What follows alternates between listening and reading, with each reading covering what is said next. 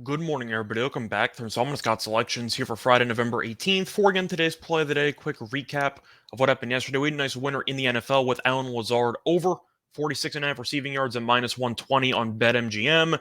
Wasn't easy, had to sweat it out there on the final couple drives, but Lazard eventually got over and he finished in the mid 50s. So nice winner for us, for the winner here on Friday. Before today's play of the day, actually going to look ahead to a Sunday game in the NFL. Look at a matchup between the Commanders and the Texans taking place at around 1 p.m. Eastern Time on Sunday.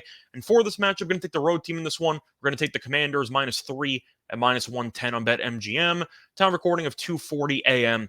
Eastern Time on Friday. A couple reasons why I like the Commanders in this spot. First reason, going by recent form, these two teams definitely heading in opposite directions. The Commanders, after a slow start, have really caught fire lately, as they have won 4 of their last 5 games, including an impressive road win against the Eagles on Monday Night Football last week. The Texans, though, have really just fallen off a cliff. They've lost each of their last 4 games by at least 7 points. Going into the season, they're expected to be one of the worst teams in the league, and they are. And I do think that there's definitely a talent disparity present between these teams. Plus, Houston is the home team in this game.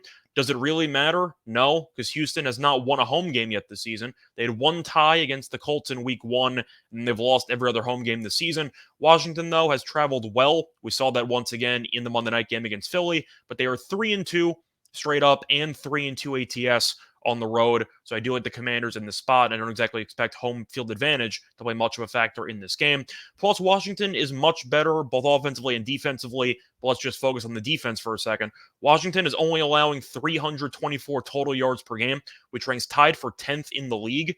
And Houston is allowing 394.7 total yards per game, which ranks 30th. So Washington's defense really, really underrated. And the Texans defense, we know, is an absolute dumpster fire. I don't exactly expect that to change on Sunday, especially with Heineke behind center. I know his stats weren't exactly the greatest on Monday Night Football, but he has been a very nice spark to this team. He got McLaurin involved. The ground game's been working. I do really like how this team has looked with Heineke under center, and it seems that they kind of have a renewed confidence that I know for a fact the Texans do not have. But the one thing the Texans do have is a pretty good run game because they do have Pierce as a pretty underrated back, and Washington has been very good against the run, as the Commanders are only allowing 4.4 rushing yards per attempt, which ranks tied for 9th in the league. So if they can potentially limit the ground game and force Mills to beat them through the air, I'll take my chances because Mills has been really bad this season. I do think he is definitely prone to making a bunch of mistakes. I think that Mills could be pressured a lot in this game, especially since Washington might be getting some reinforcements back for this game.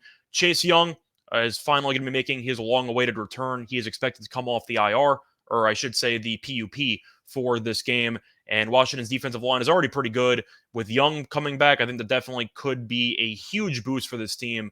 And with Houston's mediocre to below average offensive line, I do think Mills might be running for his life a decent portion of this game. But Mills has 9 interceptions so far this season, and I do think Washington can definitely make him pay. And I think Washington's offense with the ground game is definitely going to be able to move the chains. We saw it against the Eagles. They were able to move the ball pretty well on the ground. The Texans are allowing 181.8 rushing yards per game.